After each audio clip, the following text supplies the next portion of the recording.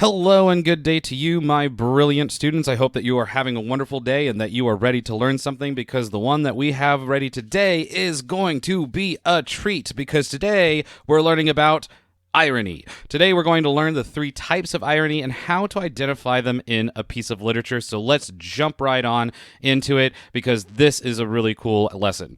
Broadly speaking, irony is about defying a reader or a viewer's expectations or contradicting literal meaning with actual meaning. So what we're talking about here is that whatever your expectations would be as the reader, as you're reading along, all of a sudden something pops out at you, and the way that it is ironic is it defies what you were expecting. We are kind of pre-programmed, and the way that our brains work is that we are programmed to find order. We are programmed to find patterns. We find patterns in the natural world. We find patterns and we create patterns ourselves, right? We put patterns in places that are completely random and actually don't belong there. Have you guys ever heard of that thing to where it's like you can see faces and things that aren't necessarily supposed to see faces? Yeah, it's because we're programmed that way, right? So your brain is constantly priming yourself for expectations. Okay, and we actually even talked a little bit about that on our last lesson, because implicit biases are really kind of a type of expectation that is being primed by your brain, and that's how we know that we can change it. Right? Because whenever you can change what those expectations are, whenever your knowledge about what those expectations could be or should be, or what might be coming, or you're more open and minded about what to expect, right? All of a sudden, then that's changing your entire viewpoint. So whenever it comes to irony is that play. Irony is that author. Irony is that director using what you're anticipating and reversing it and putting it on its head. Okay? Now, it is surprising, but it's not always surprises. In fact, I think the best way that I could explain it is by just using examples and telling you what it is. So the first type of irony that we have is verbal irony. So, for example, verbal irony has to do with the tension between what is said and what is literally meant. So you've probably used this more than once in your life, right? Like whenever you say, "I'm fine," when in actuality, it's very clear that you aren't. Right? Like verbal irony is whenever you are using the intended meaning, the literal meaning, right? But that's not actually what you're meaning, okay? So if I'm sitting there and let's say that the plane, like one of the engines shuts down on the airplane, and the pilot comes on and he's like, "Ladies and gentlemen, I'm afraid that we're having a little bit of a problem here with our engines." And the thing that I say is, "Oh, great. This is just how I wanted my birthday to end." Am I literally meaning this is how I want my birthday to end? No. I'm saying the opposite of what I mean. If I was to sit there and if I was to say, I can't think of anywhere I'd rather be on a Saturday morning than mowing this soggy ditch in 100-degree weather. This is awesome. Is it awesome? No, I'm not really too keen on mowing soggy ditches in 100-degree weather. Now, you might say, well, what you're doing is you're being sarcastic. Kind of, all right? Verbal irony isn't sarcasm, but it is close. Sarcasm is usually meant in a more pejorative sense, and what pejorative means is in a more attacking sense, in a more negative connotation, right? So whenever you're using sarcasm, what you're trying to do is you're trying to attack or hurt someone, whereas whenever you're using verbal irony, which a lot of people, whenever they say, "I'm just so sarcastic," what they actually mean is that they're actually really verbally ironic. They have dry senses of humor. They say things deadpan, and they say, "I can't think of anywhere I'd rather be than in this soggy ditch." And that's funny, right? Like you can use that verbal irony not just in sarcasm, but also in humor, okay? So those are just a few of examples of verbal irony. The next type of irony is situational irony. And situational irony plays with the difference between those expectations and what the actual reality is, okay? So you had one that is literal meanings and actual meanings, and this one is whenever we get into expectations and reality. So situational irony is whenever what actually happens is the opposite of what you expect, right? So one of the examples that I can think of in pop culture, maybe some of you guys have seen The Sixth Sense, right? But like it's the heart of a plot twist oftentimes, okay? Situational irony is often at the heart of a plot twist, like in The Sixth Sense, whenever the kid who sees dead people and Bruce Willis finally figures out that he is, in fact, one of those dead people too, right? Whenever Bruce Willis is like, oh my gosh, I am a dead person. I'm this guy who's trying to help this kid who sees dead people, and it turns out I've been dead this whole time.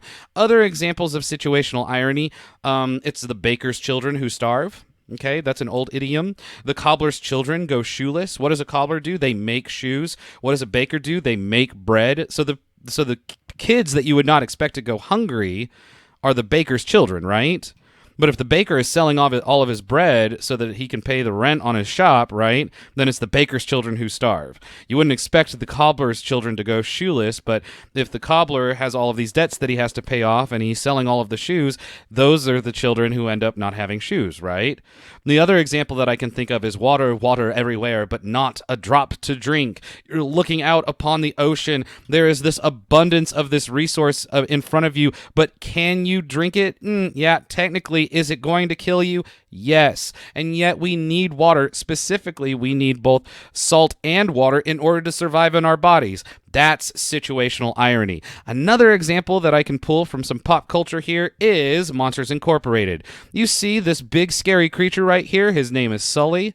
And we're introduced to Sully as a regular Joe, blue-collar job, going to work at the power plant, right? And it's his job to go through the doors and scare children. These frightening monsters, it turns out, though, have this belief that children are toxic and poisonous, which if you've ever had to babysit, you know is absolutely true. But that's not either here nor there. They think that just by touching them, then they could die. And so the situational irony is that do you expect the thing that's lurking in the closet or that thing that you're so terrified of that's under the bed, do you expect that thing to be scared of a tiny little girl named Boo? No. And the reason why is because that is situational irony, right? Makes sense? So, dramatic irony is the last one, and dramatic irony is when the audience knows something, usually actually a lot of things, that the characters don't. So dramatic irony can be funny, but it is not by any means the same thing as comedy or satire, okay? Comedy and satire are two completely different things, and it often gets used for comedic effect, dramatic irony does, but some irony is downright tragic, or it's downright suspenseful, or it's downright frightening, okay? Dramatic irony can be used in a lot of different ways, especially when creating tension, right? Whenever you know one character's plan is to betray the other character and stab them in the back, and then that second character turns around, you're like, oh my gosh, don't do that. The reason why is because of the dramatic irony in effect. You know something that the other character doesn't. Here's a couple of examples for you. I always use Jaws as an example, or like pretty much any scary movie. If you've ever been in a movie theater and you've had the temptation to yell at the screen at the characters to go, don't go in there. Don't go up those stairs. Why are you going up the stairs? He's up there. He is in the closet waiting for you. And why are you going up those stairs? Nope, you're going in. Nope, he's right behind you. You know what? I told her not to go up there. The reason why is because you knew where the killer was, and she didn't, and that's why there was any tension whatsoever, right? You're the one who knows that there is a gigantic great white shark lurking in the waters in the movie Jaws, who's sitting there going dun dun dun dun dun dun dun, because no one else knows how close the shark is until it is too late. I use this Far Side comic here. This is one that I really like. So it's a cat, and he's put a fishbowl on top of the stove, and now he's adding salt and pepper. And the fish inside say, first he warms our bowl, and now he's feeding us, and you thought he wasn't friendly. What's going on? That cat's going to eat some fish soup. That's what's going on. That's what we know that the fish don't. So what that is dramatic irony in play, all right?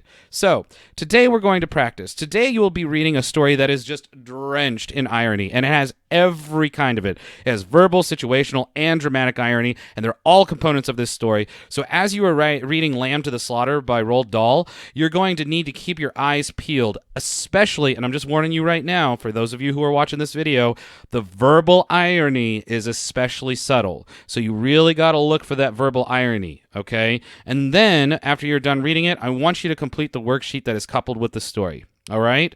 So show me what you know. Show me what you've learned. Show me that you know what dramatic, situational, and verbal irony are. I have the complete and utmost faith in you. You guys are amazing as always, and don't stop learning, my brilliant students.